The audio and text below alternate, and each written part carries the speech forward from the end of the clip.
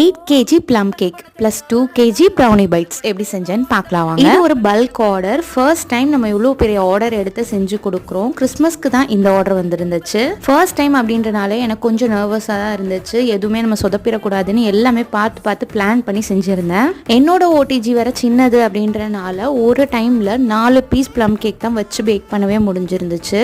Customer என்ன கேட்டிருந்தாங்கன்னு பார்த்தீங்கன்னா ஒரு ப்ளம் கேக்கோட வெயிட் வந்து 300 கிராம்ஸ் இருக்கணும்னு சொல்லியிருந்தாங்க. ப்ரௌனி பைட்ஸ் பார்த்தீங்கன்னா ஒரு பாக்ஸில் வந்துட்டு ஒரு 5 to 6 பீசஸ் இருந்தால் ஓகே அப்படின்னு சொல்லியிருந்தாங்க.